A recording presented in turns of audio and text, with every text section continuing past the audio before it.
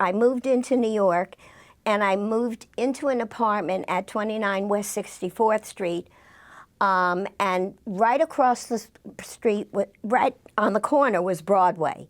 It was a wonderful location, very central. And right across the street, they were building the Lincoln Center for the Performing Arts. When I moved in, it really didn't exist yet. And I watched it go up. And I lived there for 5 years, and I did the major things in my career. My first, do you want me to go into that? My first job was with the Broadway show Gypsy with the great Ethel Merman. And after the show closed on Broadway, I went on tour with Ethel Merman for almost 10 months. And we played all the major cities in the country and Canada. And of course, everybody wanted to see Merman in Gypsy. And Natalie Wood. Oh, right. Gypsy also was with Natalie Wood. Natalie Wood. All right, now you can start from here. So when the show closed, I went on tour, and then when we were in Los Angeles playing in Gypsy, I heard that they were going to film the movie Gypsy with Rosalind Russell and Natalie Wood. And I thought, well, I don't have a major part.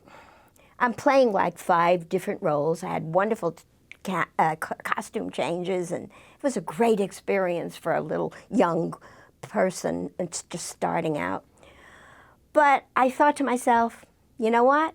If I don't go for the interview, I definitely won't get in the movie. So I went.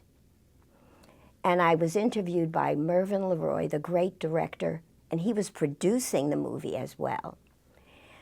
And he was the nicest man. I mean, I was in my 20s, and he was like my grandfather. He was so sweet. And guess what? I had recorded an album, The Jewish Heart, and it was gorgeous, and it was with a big orchestra. And I brought some with me on tour. Why I would do that, I don't know. But I'm divinely guided. Something said, take a couple of albums with you in your suitcase. I gave him a copy of The Jewish Heart. And we talked about our parents and our grandparents. They all came from Russia. And I thought to myself, isn't this wonderful? And you've got to answer opportunity when it's knocking at your door, because you never know what's going to happen. 3 weeks later, Myra called. Guess what? You got the part in the movie. Oh, my goodness. So I came back to New York from the tour because they weren't ready for me yet in the movie.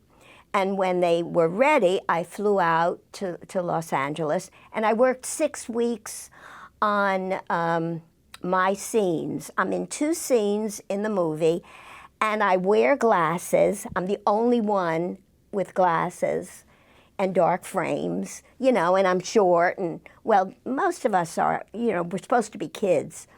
And so there are 2 scenes that I'm in, and I actually have lines. When we get to the burlesque theater, we've only played vaudeville, and Madame Rose has, you know, tried to make us into performers, and she's not having much luck. We're not very talented. And so we're rehearsing, the first scene that I'm in, we're rehearsing in the desert. And we go through this extra, extra, hey, look at the headlines, historical news is being made. And then at the end of it, da, da, da, da, da, da, da, I hold the flag up, upside down. And then I write it, make it right.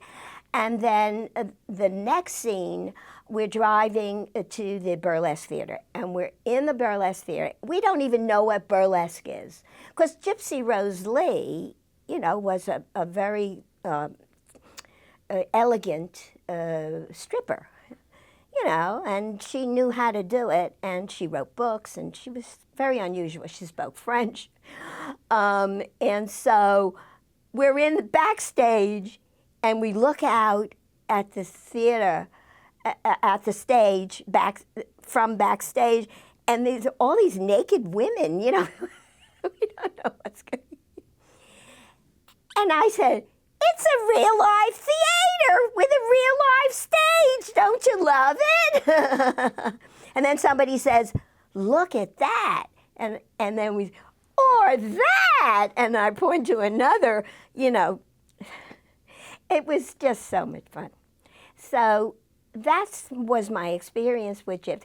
And here it is, how many years? 50 years later? It came out in 1963, and it's still playing on TV, and I still get a residual check. Not a very big residual check, but I still get this check for the performances that they run on TV. And who would imagine that all these 50 years later, it's still running strong, and so am I. Oh my goodness. You just don't know what's going to happen in your life, and you're young yet. So just enjoy it. Take every opportunity, because you don't know where it's going to go. And don't prejudge it, okay? Just believe that you can just jump in and try it. And if you fall flat on your face, don't worry, because you can pick yourself up and there'll be another opportunity.